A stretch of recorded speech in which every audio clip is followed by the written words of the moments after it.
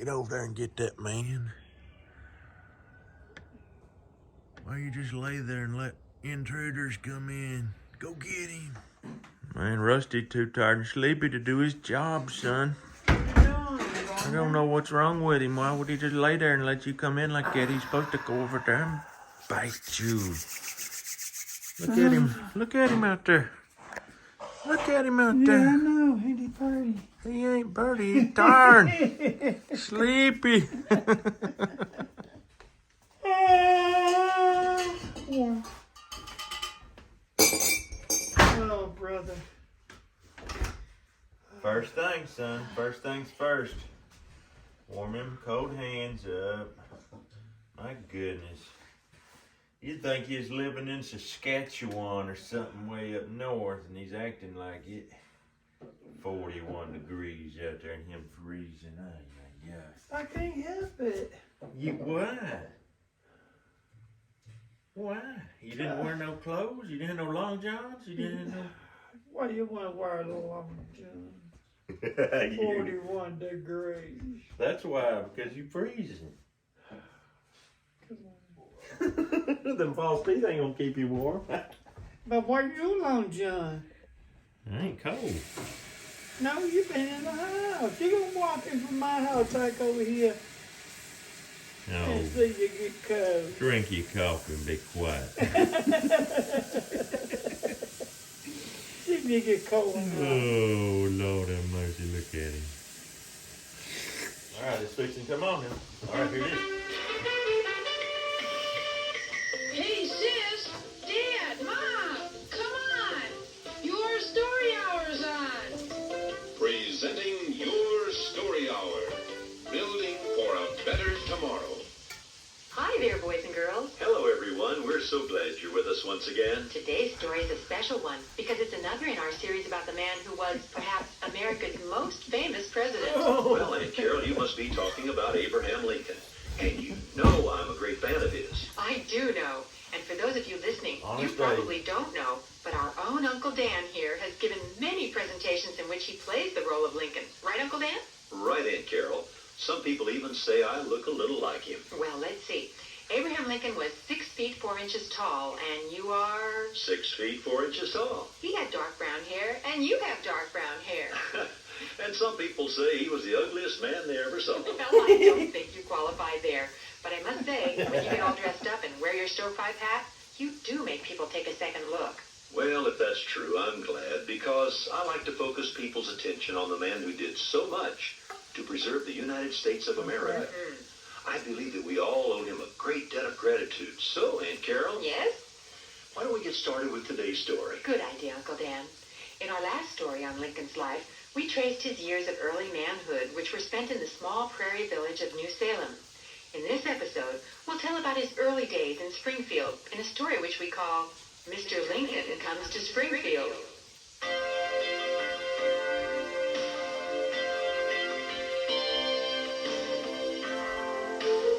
Those of us living today might find it difficult to picture what a prairie town was like in the early 1800s. Springfield, Illinois was typical. The houses were mostly log cabins. The streets were unpaved, knee-deep in mud when it rained, and a swirl with dust when it was dry. Hogs and chickens roamed the streets searching for food amidst the refuse, and covered wagons rumbled through town on a regular basis. In spite of the primitive living conditions, Springfield was an up-and-coming town in 1837.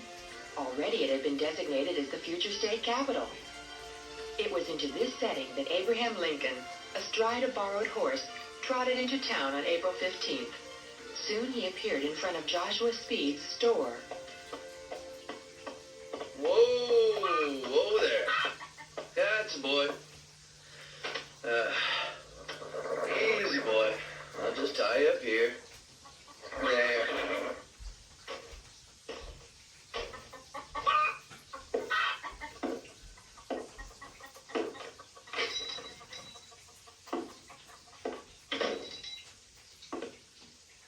Howdy.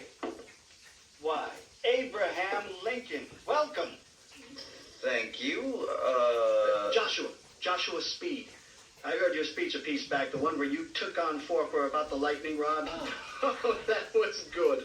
Really good. Well, say, can I help you? Well, I was wondering how much a mattress and such for a single bedstead would cost. I'm settling down here in Springfield. I've only got what's here in my saddlebags. Well, let's see here. That's 6, 7, 12, 14, $17 in all. Well, it's probably cheap enough, but I want to say that cheap as it is, I don't have the money to pay. Oh. But if you will give me credit until Christmas, and my experiment here as a lawyer is a success, I'll pay you then. But if I fail in that, I'll probably never be able to pay you at all.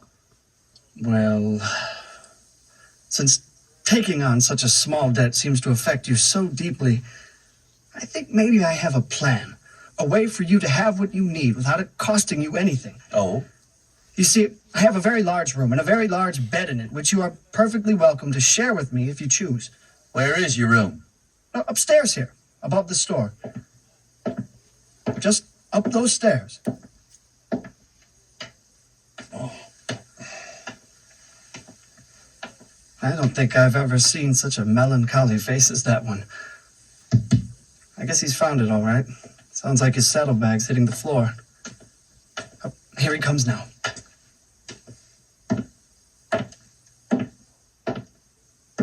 Well, Speed, I'm moved.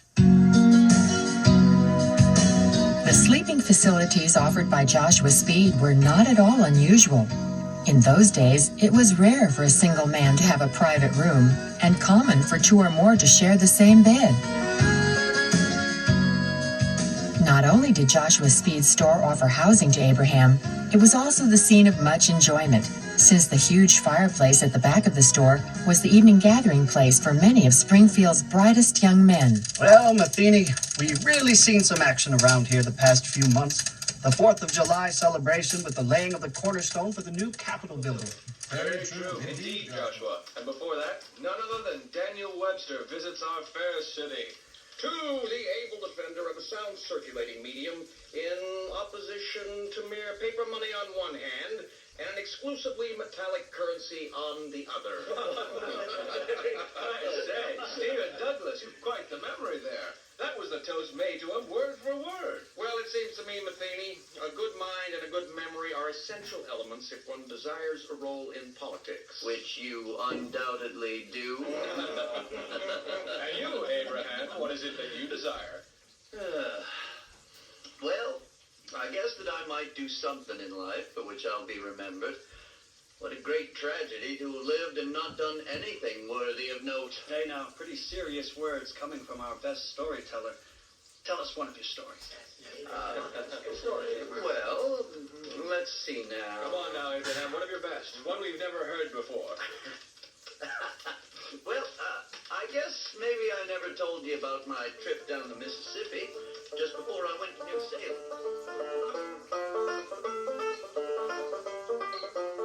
So that's pretty much it. Done a lot of thinking about it. About seeing those slaves being sold on the block like so many cattle down there in New Orleans. And I've got to tell you that it isn't right. I may not be able to do much about slavery in the states where it's already established, but I surely don't want to see it spread into new territories. In the end, I can't see this country surviving half slave and half free. Now, that's where you're wrong, Lincoln. Now, Stephen, take it easy. Take it easy. Every state ought to be able to decide for themselves whether they want to endorse slavery or not. It's an issue of state sovereignty, states' rights. You know, Douglas, that reminds me of a story.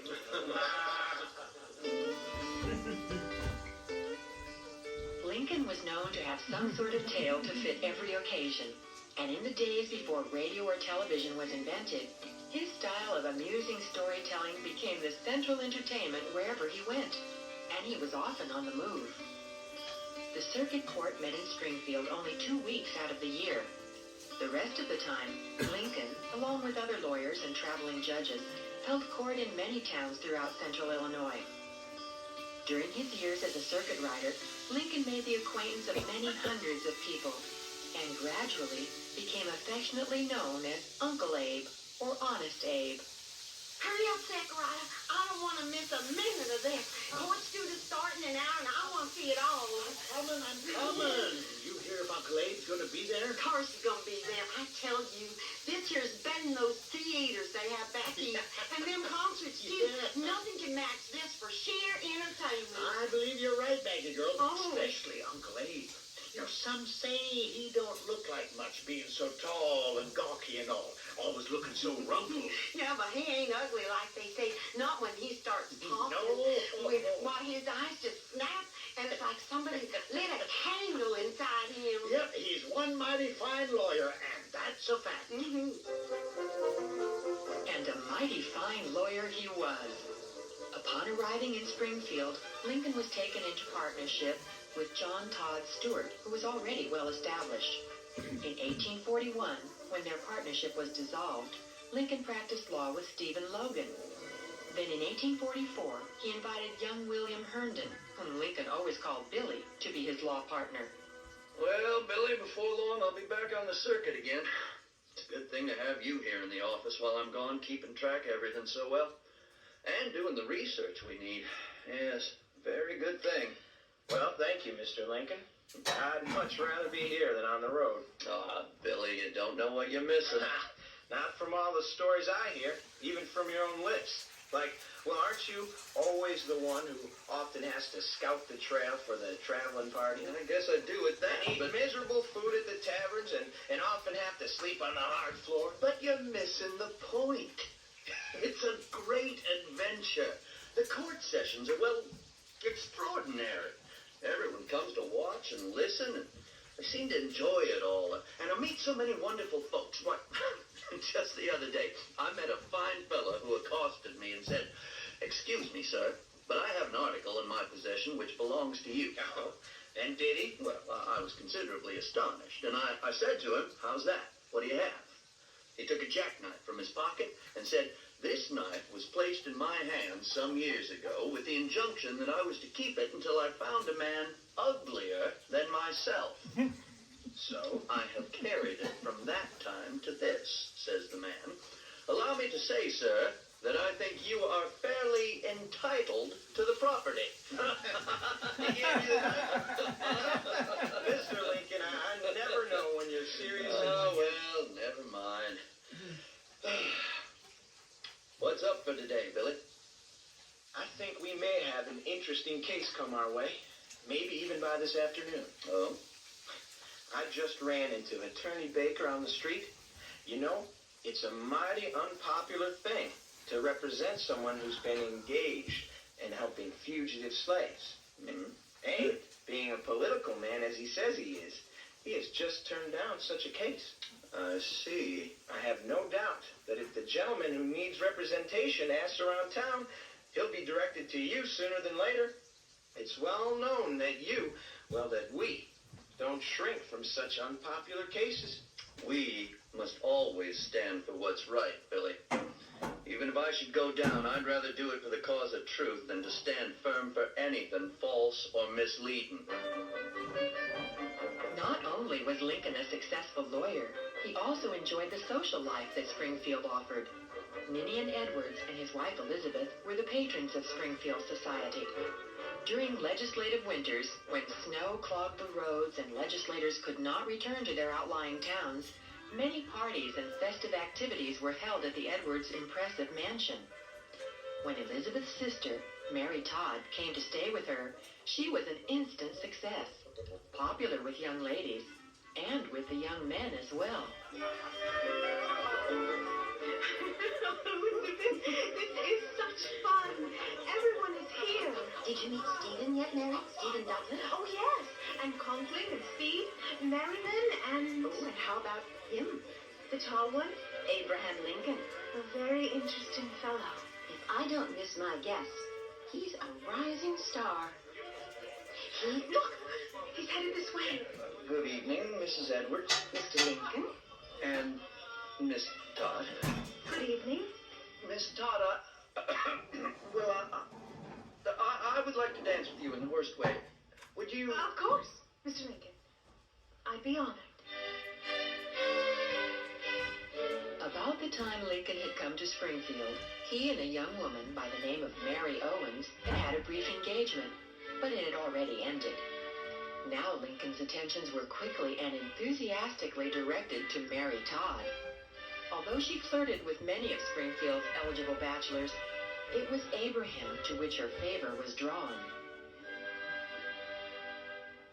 So, Mary, is my guess correct that a certain popular legislator will be gracing our parlor again this evening? Oh, Elizabeth, don't tease me. I do hope Mr. Lincoln comes. Elizabeth, dear, please pass the potatoes. Here you are, and here's the gravy. Thank you.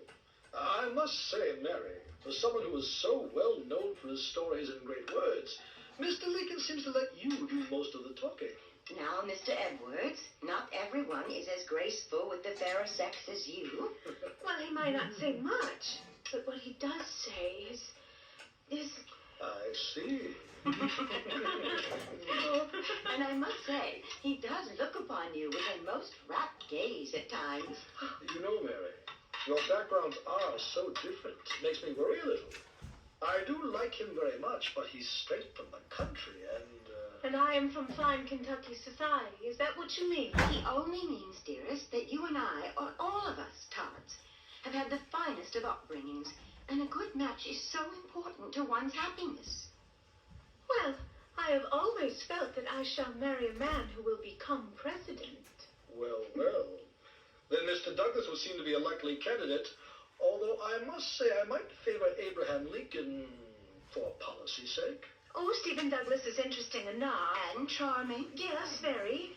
But then, you've also been escorted many a time by Mr. Lincoln, who, if I remember correctly, started all of this when he said he wanted to dance with you in the worst way. And you know, Elizabeth, he did exactly that. He danced with me in the worst way.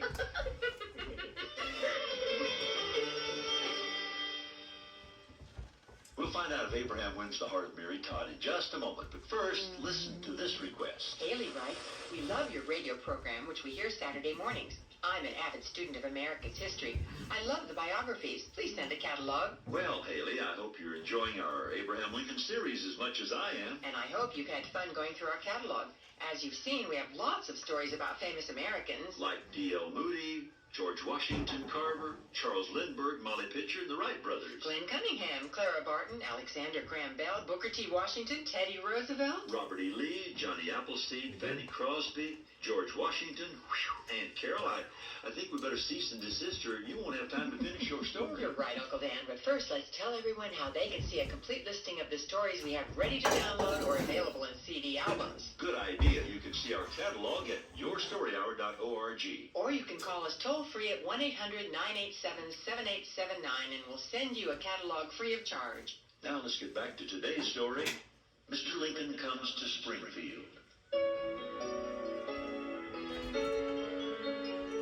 As time progressed, Mary Todd became more and more attracted to the tall, fascinating Abraham Lincoln.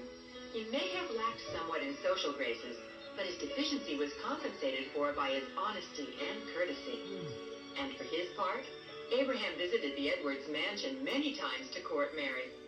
Finally, sometime around Christmas in 1840, Mary Todd and Abraham Lincoln became engaged.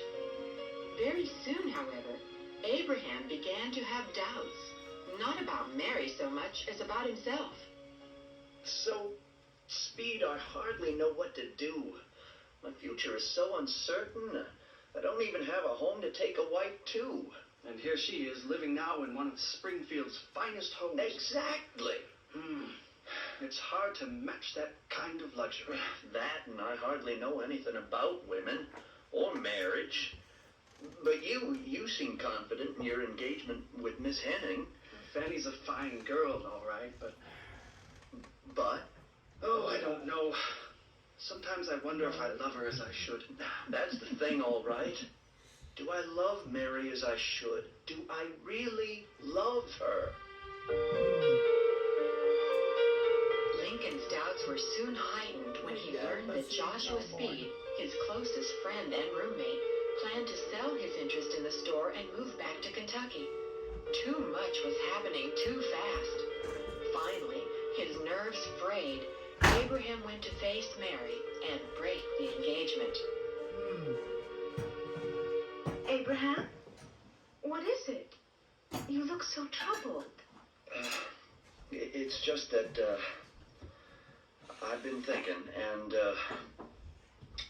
And? Mary, I'm so sorry. I just have to tell you that, What is it? Tell me. Mary,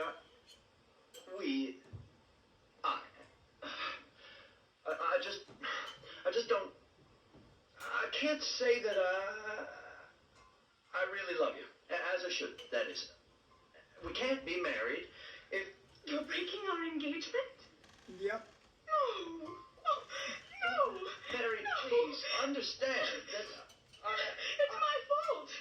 I spurned a young suitor in Kentucky, and I had encouraged him. And now the deceiver shall be deceived. Woe is me. Oh, woe is me. Mary, don't. Come here. Come here. I think he kissed her. It was awful, Speed. You should have seen her. She was devastated, crying so hard that I drew her down to my knee. You drew her down to your knee? And I kissed her. You what? I kissed her. Well, that can't be helped now, I suppose.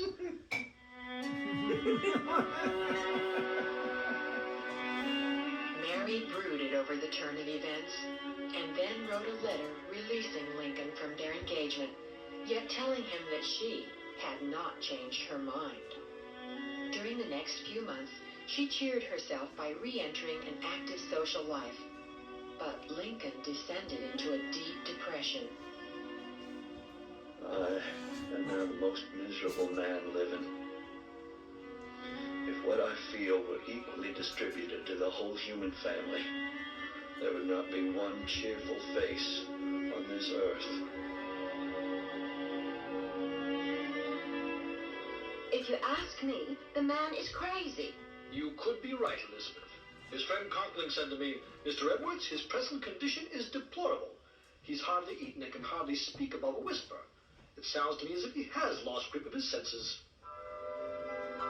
In the months that followed, Lincoln immersed himself in the practice of law, dropping out of Springfield's social scene.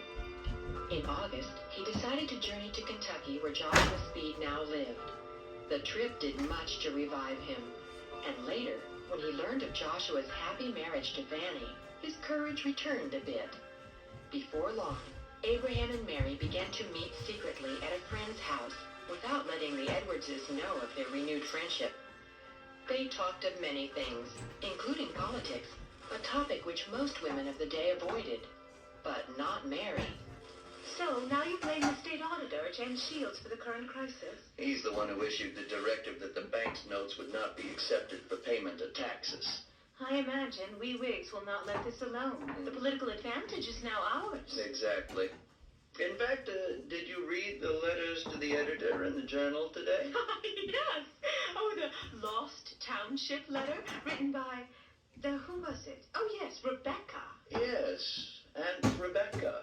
Yes, Aunt Becca. Really made mincemeat of Shields, his politics, and oh, I love the part that made fun of him with the ladies. Dear girls, it is distressing, but I cannot marry you all. Too well I know how much you suffer, but do remember, it is not my fault that I am so handsome and so interesting. Yes, quite the story. I wonder who wrote it. Surely there's no Aunt Becca. Well, I wouldn't know about that. No. You? You wrote it? Now, did I say that I wrote it?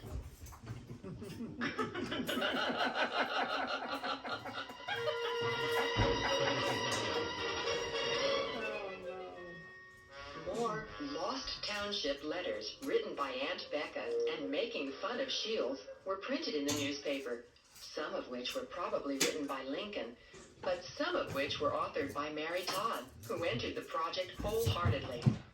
Shields was highly offended and stormed into the newspaper office demanding to know who had authored the letters. Lincoln had evidently authorized the editor to release his name, and only his, and as a result, the incensed Shields challenged Lincoln to a duel. Well, my friend Merriman, what am I to do? Shields' letter of challenge contains so much menace. Indeed. So even though I am wholly opposed to dueling, and would do nearly anything to avoid it, still I must defend myself against such degradation before my friends. I say onward with the duel, Lincoln. As the challenged party, the right is yours to choose the weapon. What will it be? It must be something to give me the advantage, because I don't intend to hurt him unless it comes to self-defense. Pistols? No. I think broadswords. Broadswords? Yes. He's short, and with my long arms I can reach him without his doing me much damage. I could split him through if I wanted, but perhaps this choice will avoid such a thing from happening.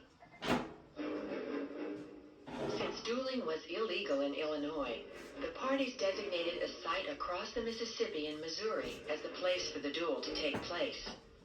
On September 22nd, 1842, Lincoln and Shields, along with a company of supporters, met on the dueling ground. But fortunately, action was averted when mutual friends smoothed the way for a reconciliation. This episode remained for life as one of Lincoln's most embarrassing memories. He had allowed himself to be ruled by his emotions, had acted unwisely, and learned that an undisciplined sense of humor could cause great hurt. But in spite of the negative aspects of this sorry episode, one bright spot happily emerged. So Shields never knew that I wrote some of... No, my dear. I could never let your name fall into disrepute. I'm so touched. I just... Think no more of it. Put it from your mind. And think only of this. That I would like for you...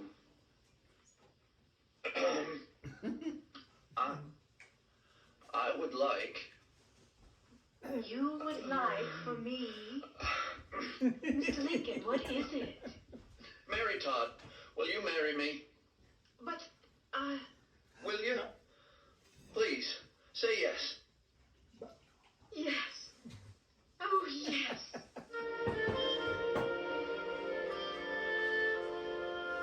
Neither Abraham nor Mary breathed a word about their upcoming marriage. Finally, on the morning of the day they planned to be wed, Elizabeth, do come sit down a moment. What is it, Mary? Why, you're trembling. Are you all right? Yes, I'm fine. It's just that, well, I haven't said a word. We haven't told anyone. You? Who? Told what? The world, men and women, can be so uncertain and slippery, and it's best to keep the secret from all eyes and ears. Dearest, what are you talking about? Mr. Lincoln and I, Yes? we ought to be wed this evening. What? What? You can't. There's no time. I'm so happy. This evening? Yes. Oh, Mary, you must be wed here, right here, in the parlor. Oh, my. Well, there's so much to do. A cake. I mean, we must start now. We'll never... Oh, Mary, how could you do this? How could you do this without knowing everybody knows? Lincoln himself didn't ask his friend James Matheny to serve as best man until late in the afternoon of the wedding day.